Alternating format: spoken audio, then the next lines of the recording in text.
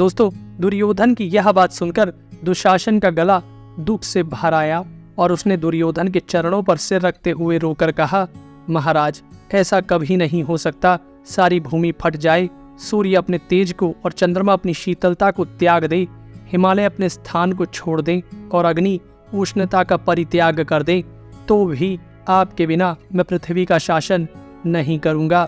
बस आप प्रसन्न हो जाइए। ऐसा कहकर दुशासन ने दोनों हाथों से अपने बड़े भाई के चरण पकड़ लिए और वह धाड़ मारकर रोने लगा। दुर्योधन और दुशासन को अत्यंत दुखित देख कर्ण को भी बड़ी व्यथा हुई और उसने उनसे कहा, आप दोनों नासमझी से सामान्य पुरुषों के समान क्यों शोक करते हैं? शोक करने वालों का शोक तो कभी दूर नहीं हो सकता, अतः धैर्य धारण करें। इस प्रकार शोक करके शत्रुओं का हर्ष मत बढ़ाइए। पांडवों ने आपको गंधर्वों के हाथ से छुड़ाया, ऐसा करके तो उन्होंने अपने कर्तव्य का ही पालन किया है। राज्य के भीतर रहने वाले पुरुषों को सर्वदा राजा का प्रिय करना ही चाहिए। इसलिए ऐसी कोई बात हो भी गई तो उससे आपको संताप नहीं होना चाहिए। देखिए, आपके प्रायोपवेश के विचार को सुनकर आपके सभी भाई उदास हो गए हैं। इसलिए इस संकल्प को छोड़कर खड़े होइए और अपने भाइयों को ढांढस बंधाइए। यदि आप मेरी बात नहीं मानेंगे तो मैं भी आपके चरणों की सेवा में यहीं रहूंगा। आपके बिना तो मैं भी जीवित नहीं रह सकता। तब सबल पुत्र शकुनी ने भी दुर्योधन को समझाते हुए कहा, राजन, कर्ण ने जो यथार्थ बात कही है वह तो तुमने सुनी ही है। फिर मैंने तुम्हें जो समृद्धशालिनी राजलक्ष्मी पांडवों से छीन कर दी है, उसे तुम इस प्रकार मोहवश क्यों खोना चाहते हो? तुम आज मूर्खता से ही अपने प्राण त्यागने को तैयार हुए हो, अथवा मेरे विचार से तुमने कभी बड़े बूढ़ों की सेवा नहीं की, इसी से ऐसी उल्टी बातें सूझती है। यह तो हर्ष की बात है और तुम्हें इसके लिए पांडवों का सत्कार करना चाहिए, और तुम शोक कर रहे हो।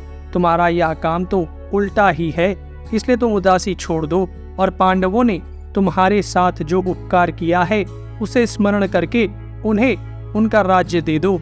इससे तुम यश और धर्म प्राप्त करोगे। तुम मेरी बात मानकर ऐसा ही करो, इससे तुम कृतज्ञ माने जाओगे।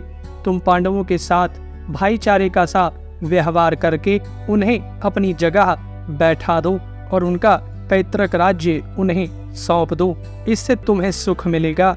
इस प्रकार दुर्योधन को उसके सुहृद मंत्री, भाई और बंधु बांधवों ने बहुत तेरा समझाया, परंतु वह अपने निश्चय से नहीं डिगा। उसने कुश और वल्कल के वस्त्र धारण किए और स्वर्ग प्राप्ति की इच्छा से वाणी का संयम कर उपवास के नियमों का पालन करने लगा। दुर्योधन को प्रायोपवेश करते देखकर देवताओं से पराजित पातालवासी दैत्य और दानवों ने विचार किया कि यदि इस प्रकार दुर्योधन का प्राणांत हो गया तो हमारा पक्ष गिर जाएगा। इसलिए उन्होंने उसे अपने पास बुलाने के लिए बृहस्पति और शुक्र के बताए हुए अथर्व वेदोक्त मंत्रों द्वारा औपनिषद कर्म कांड आरंभ किया। वेद वेदांग में निष्णात ब्राह्मण लोग मंत्रोच्चारण पूर्वक अग्नि में घी और दूध की आहुति देने लगे। कर्म समाप्त होने पर यज्ञ कुंड में से एक बड़ी ही अद्भुत कृत्या जम्बाई लेती प्रकट हुई और बोली, बताओ मैं क्या करूं? तब दैत्यों ने प्रसन्न होकर कहा, तू प्रायोपवेश करते हुए राजा दुर्योधन को यहाँ ले आ। तब कृत्या जो आज्ञा कहकर गई और एक क्षण में ही दुर्योधन के पास पहुंच गई। फिर एक क्षण में ही उसे लेकर रसातल में पहुंच गई। हम अपने सभी व्यूअर्स से अनुरोध करते हैं कि कृपा कर इस पुण्य कार्य में हमारा सहयोग दे। दुर्योधन को आया देखकर दानवों के चित्त प्रसन्न हो गए और उन्होंने उससे अभिमान पूर्वक कहा, भरत कुल दीपक महाराज दुर्योधन, आपके पास सदा ही बड़े बड़े शूरवीर और महात्मा बने रहते हैं, फिर आपने यह प्रायोपवेश का साहस क्यों किया है? जो पुरुष आत्मवध करता है वह तो अधोगति को प्राप्त होता है और लोक में भी उसकी निंदा होती है। आपका यह विचार तो धर्म, अर्थ और सुख का नाश करने वाला है। इसे आप छोड़ दीजिए। आप शोक क्यों करते हैं? आपके लिए अब किसी प्रकार का खटका नहीं है। आपकी सहायता के लिए अनेकों दानववीर पृथ्वी में उत्पन्न हो चुके हैं।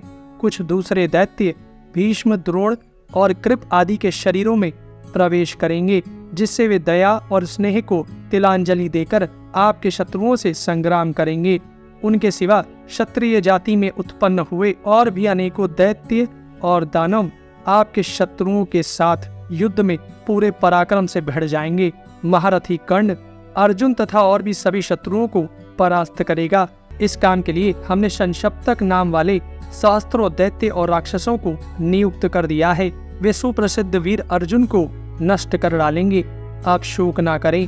अब इस पृथ्वी को शत्रुओं से रहित ही समझें और निर्द्वंद्व होकर इसे भोगें। देखिए, देवताओं ने तो पांडवों का आश्रय ले रखा है और आप सर्वदा हमारी गति है। इस प्रकार दुर्योधन को उपदेश देकर उन्होंने कहा, अब आप अपने घर जाइए और शत्रुओं पर विजय प्राप्त कीजिए।